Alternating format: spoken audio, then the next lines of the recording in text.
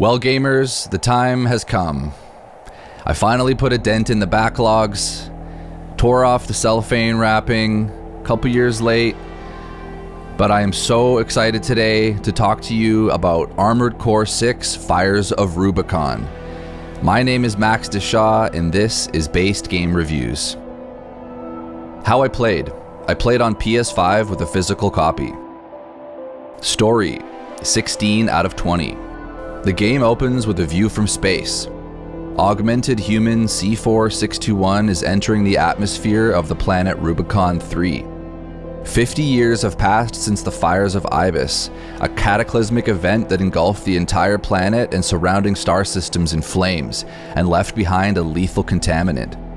At present, a war rages on between mega corporations who are all racing to find and protect a substance called coral. After dodging the planet's orbital defense systems and crash landing on the surface, the first mission introduces the player to a majority of the game's mechanics. We discover that we've landed on Rubicon 3 illegally and will have to acquire a valid mercenary license if we plan on sticking around. We're guided by our handler Walter, who communicates to us through radio. He will dish out strategies and orders to us on the journey. He's like our agent who gets us jobs. There's a force at work here that is hard to describe. The cutscenes aren't just a way to break up the gameplay and advance the story, they command your attention. You can feel the speed, the power, and the horror in every scene. The editing and the camera pans are a work of art. I was somewhat disappointed though when I realized that none of those sick CGI cinematics they teased us with leading up to the launch of the game are actually included. Fires of Rubicon has a fascinating world that makes great use of environmental storytelling. Occasionally, you will find data logs that will provide some backstory as well. These were pretty minor and didn't offer a ton to the game though. The story really surprised me if I'm honest. I didn't expect there to be as much depth and lore in a game about robots. Characters were memorable, consequences were meaningful, and like the gameplay, there is absolutely no filler. Graphics, 12 out of 15. I thought the designs of the ACs were fantastic. Customizing the builds, choosing paint jobs, applying decals, deciding how much weathering to apply to the frame, it was all satisfying and visually stimulating. What initially makes the game look so good is the fact that these environments are like nothing we've ever really seen in a game before. They're stunning. The sense of scale, the color palettes, the imagination and art that went into this sci-fi world are everything and more you could hope for in a video game. Then, once I started poking around a little bit more and took a closer look, I found some pretty questionable assets and textures.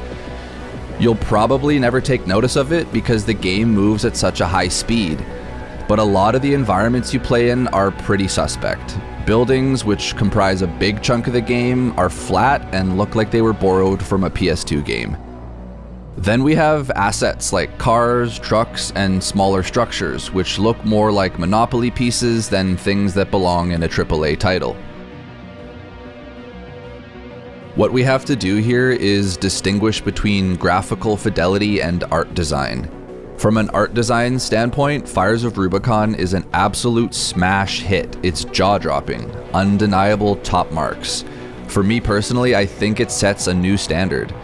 But with that said, there's no denying the dramatic contrast that's in plain sight a lot of the time between the art design and the actual fidelity of what most people would just refer to as graphics.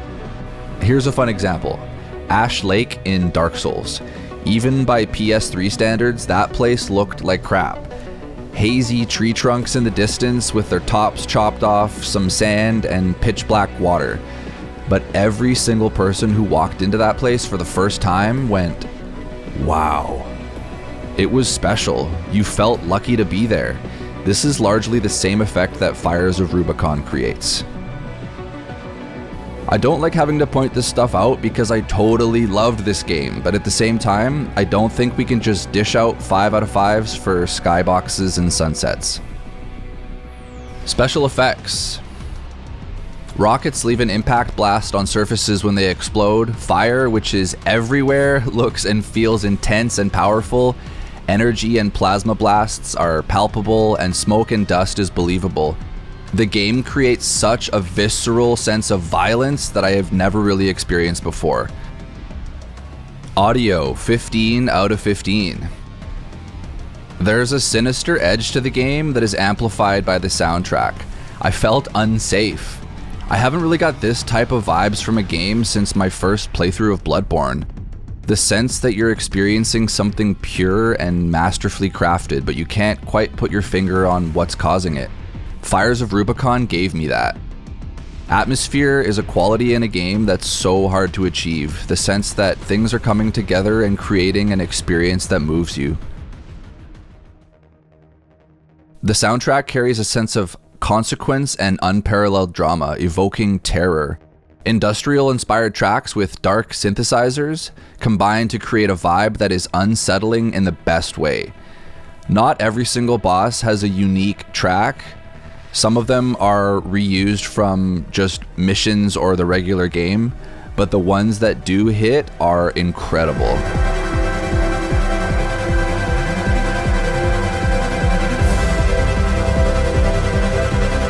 Sound design. This is where FromSoftware might be at their best. I think their sound design department is underrated and not talked about enough, honestly. Every sound in the game has a purpose. They match the visuals so perfectly. They conjure emotions in the player. Weapons are more fun to use because of how good they sound. Gigantic doors opening with metallic clanking sounds are genuinely intimidating. Voice acting is superb and delivered with emotion and intent. Performance, 8 out of 10. Even in the busiest skirmishes and heated boss battles, I never noticed any lag or drop in performance. The game comes with the option to prioritize frame rate. I did encounter one major glitch where a boss battle involving 2 ACs went off script when one of them got stuck in a wall. I'll count this as a favor. Gameplay, 33 out of 40. The controls are responsive and intuitive. Shoulder buttons are used for your 4 main weapons. Healing is on the D-pad. Action buttons where you expect. Really, you press triangle to open doors most of the time and interact with the occasional wreckage or point of interest. A game this quick would fail altogether without the atomic precision on offer. I found it beneficial to stick with one build for an extended period of time because each of them really has their own rhythm and cadence. Mastering this is really the core gameplay experience. At no point in the game did I feel like something wasn't working or was poorly designed and thought out.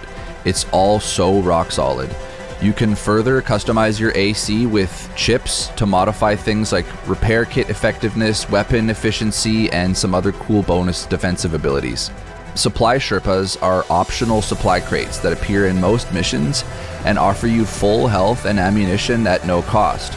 From what I could tell, choosing to use these does not affect your ranking on the mission either.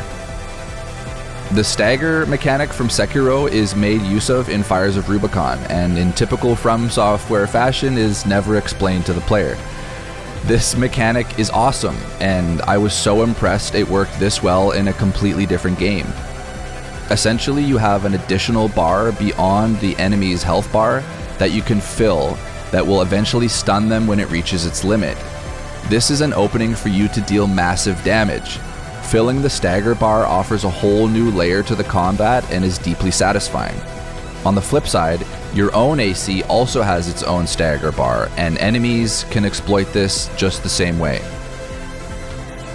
By clicking the R3 button, you can activate auto lock.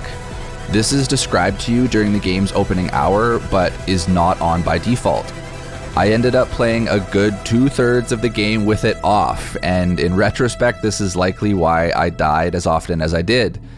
This simple mechanic is an absolute game changer and will allow you to lock on so the enemy is always on screen and essentially right in front of you.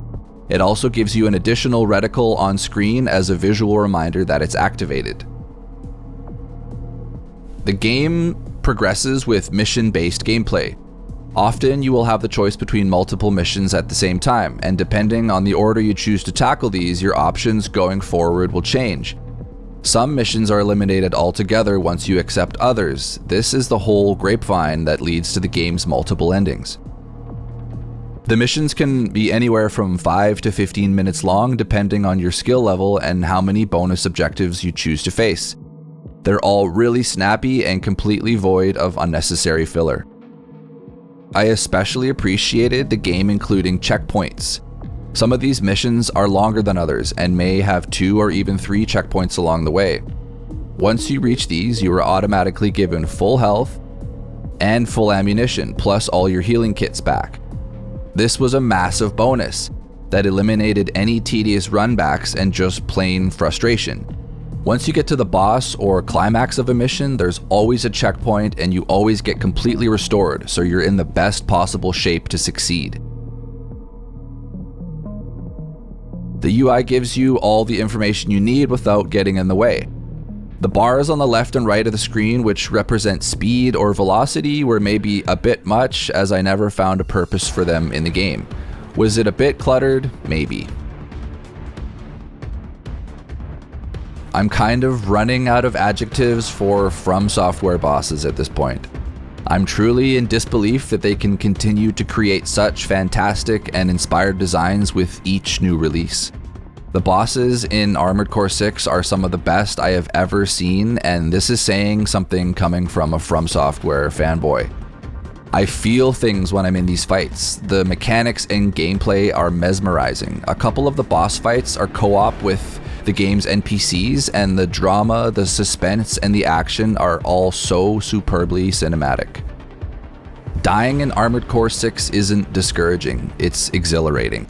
We're talking double-digit deaths here. I must have attempted some of these fights 30 to 40 times. But they never felt unfair. I always saw the finish line and knew that it was my own skill and dexterity that was holding me back. This is the beauty of the design. It's addictive. I literally fell out of my chair onto my knees in front of my TV when I beat one of these bastards. It was the most intense feeling of elation I have ever experienced playing a video game. And even though I was relieved I could finally progress the story, you know what part of me said? I kind of want to do that again. Enemies come in a wide array of shapes and sizes. Some look like tanks, some are tiny and fly around, others are roughly the size of your own AC, and some crawl around. They move with different patterns and speeds, so you're constantly adapting. There are also many stationary guns you will have to take out, ranging from plasma launchers to Gatling guns.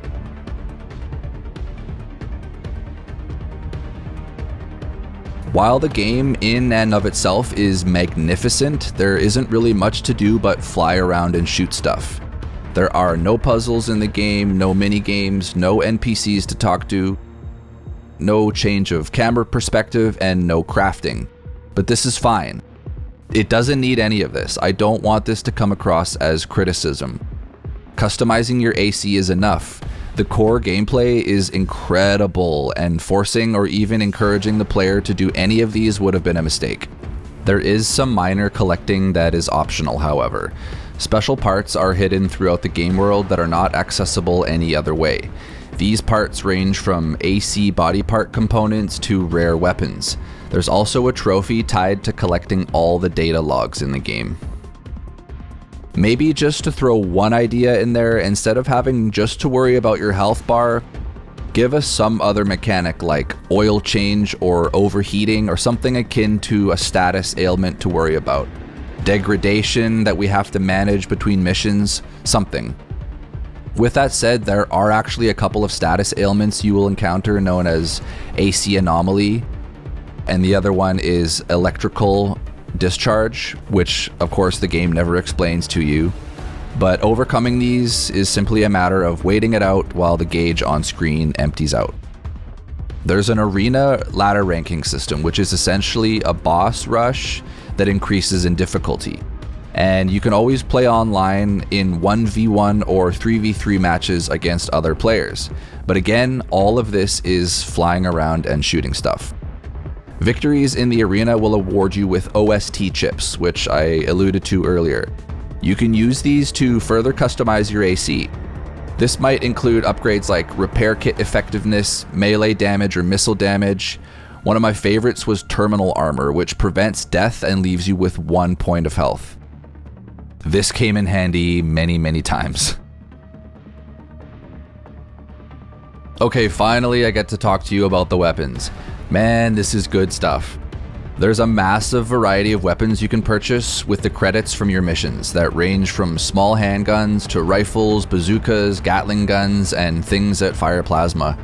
You can equip a total of 4 weapons at a time, 1 in each arm and then 2 on your back. The weapons on your back are a whole different category of weapon that mainly focus on large impacts, but can also include things like shields. One little detail that I really liked was that in the shop, you can press square and a short little video will play demonstrating how the weapon behaves in combat, essentially demoing the weapon before you commit to using your credits. The weapons in Armored Core 6 are so fun to use, so creative, and just plain awesome to look at. Continuing your game into New Game Plus and New Game Plus Plus will unlock previously unavailable ones, adding to the already humongous catalog. With 3 unique endings, a staggering amount of build customization, and the option to replay the missions at any time to achieve the highest rank, I'd say there is plenty here to encourage you to come back a few times at least. I played through the game 2 times while writing this review and really enjoyed my second playthrough. There were brand new missions the second time around, and the story progressed in a slightly different way, which was cool. Overall, 84 out of 100. Armored Core 6 Fires of Rubicon is like a really nice sports car that only does one thing. You can't go grocery shopping in it, you can't drive it to the mall, and you can't pick your friends up in it. All you can do is drive 100 miles per hour on the highway. But you know what? I'm okay with that because the ride is so insanely good. Playing Fires of Rubicon has totally sparked my interest in the Armored Core series, which I previously knew nothing about, and has inspired me to try out some of the previous titles. It might not offer a ton of variety, but it's how confident it is in its core strengths that make it so terrifyingly good. Armored Core 6 Fires of Rubicon impressed me deeply and reminded me of how lucky we are that we get to play games.